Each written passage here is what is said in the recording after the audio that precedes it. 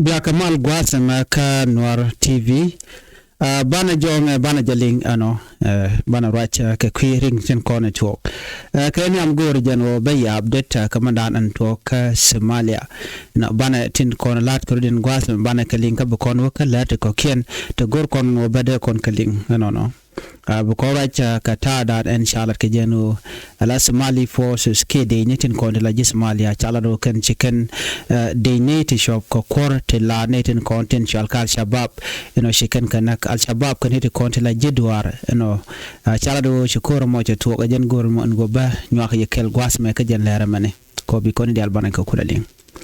anda manduli cham kod nyag malaya no wa Gwasama gore jeno baran latin kon lat karodian Gwasan wa ka Somalia ke ka Kenya wa ke Ethiopia ngai kon no tek rik to wan long to lat karodian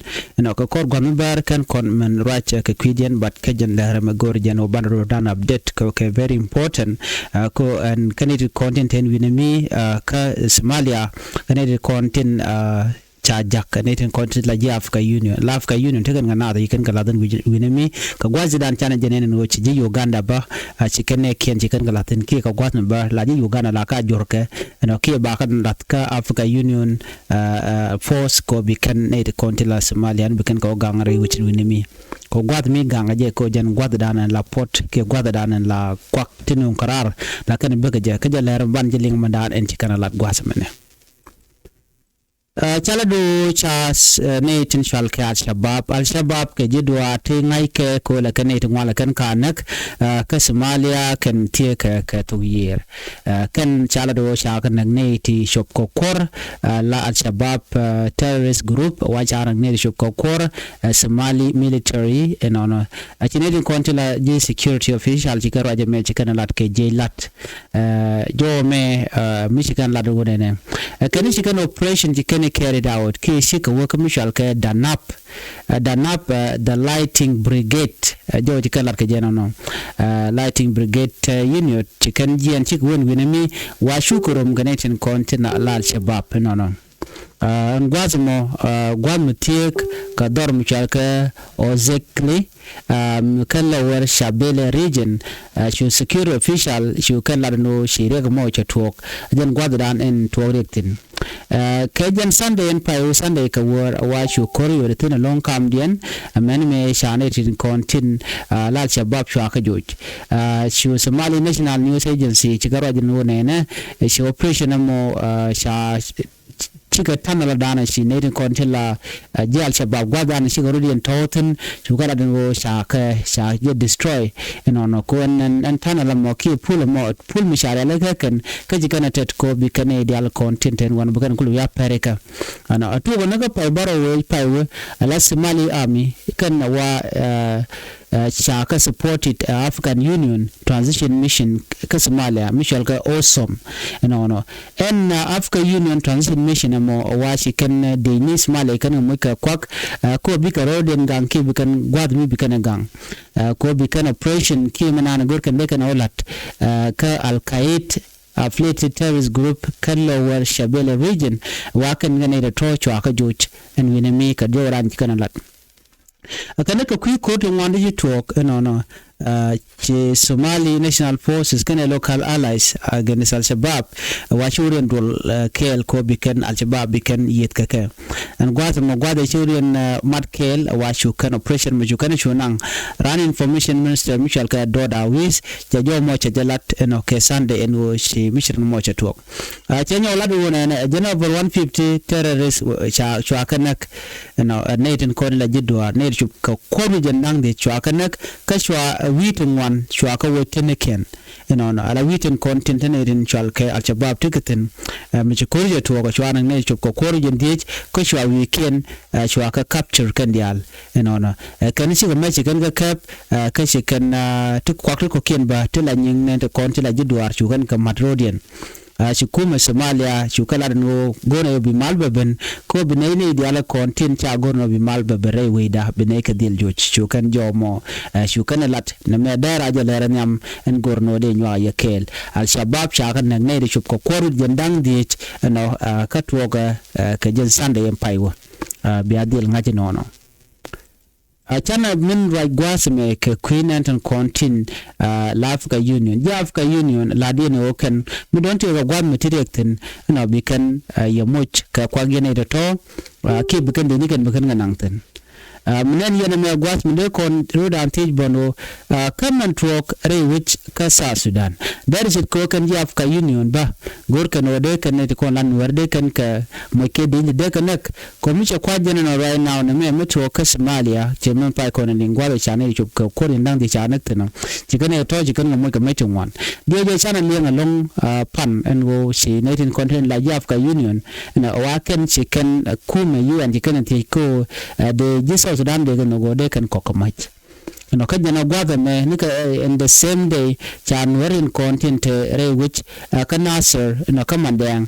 chwa ka nyoka mi barka ka chi content jekton kon ken kala chi kon ngenen gwada dan en lalka nuertin boko nuertin ka rem yalle chikan der ka garden kon nakan ka kamen en ramu milan wer ka tin re which gwada mone no chikan gorno de kana mukerek ngai content yalle content chi kon ketit medane chi korme che to kore tore wiga South Sudan gorgani jeno de unify for de janangre which kana sere netin kontila jiwich bane me che bina lo kel mi shabin gojor kir ko she gujeno na me dong dara chon ki dong te me dong de gwichen so jene sha chunen no chi tung wan chi den belat ka kui ko che kir che gorno te mal madeben ki de na de kan chengalore wishin winami ko le na tama ngoda wega mbogana lo tel mi shale mal mitene tama ka gwa na mi dong chinare mat la gorge no bari ya la konin gorge no de la let ba ka lat kel ka loy kel but en kuumɛ kem yadit ko she gorno chemal chi bu gor be no so den minen yana ngatama la de gen wo tel mi gwa mu gorno de ben kana mo dare kula gwade adobre ne na mat kaje adobre ne mal dare ben kaje tel we mi de mal dare ben kaje mi dong china let kel mi dong one side no tere reka kichiri ko kenji kan dier so kuumɛ kem yadit shikan wore kan ga book ka jan chang wal badda ka pa badda ron kin dangra wuri jan dangra wuri diech mugi ko ndialan go che chong en man chalat kuumɛ man right kir mayadit so kem yadit mishit kan mo che delel ka shana che ga den glor ba so milin ko na me wode ne dial de widi ndara te shunga ga tin kon lat korodian en gwa kore pai to pangaje da me ken ling mana le ro bi ngaje no shala ne ri shogwal baro sha mu ka border kore da ne shito ka ko to ga to ga wuri shal ka me ke me yadit ko che gorno te ga mal medeben nona ko do mu gora na bi mal bana la do are leka la ja gorno bi tin ko ne gije no deji benefit la ka pele a tin le sho mu de ba bi gorno jin bi mal mo bijalat ko jen jira madan gi kenite ban mishi mal ci gor no be ben de mal dara kula ben de tera do me de mal dara ben gaje unless she decide no be mal me be jenon mishi decide no bi mal be jenon je to wen be mal be dil ben la tok ban mishi jira mi mo go bi mal ben tel be mo de mal dara ben gaje ajen mo la shona anten ni shang no kir me yadi no mal ba ci kir che no be mal be tedi be jenon so mi ci kana me bakelo yara kuumɛ ko mishine ga shagalin shi mugwa so jo me gor jeno de je no ya kel report de ndana bana nyako bin ko no gwasme bana racha ke DRC Congo DRC reject Kenya new envoy to city under rebel control no take misha gor gwad me ken mugor no bin ya kel ko gor ko no bana ten ko en choka Africa bana ga ngaj ko to ala Congolese government ke jen Saturday paiwa chicken kiinya appointment ko dong de ko de kapchong re which mi ki de ne ken de kan nang re which mi chala do ken chicken look chicken reject ban jelin ka janame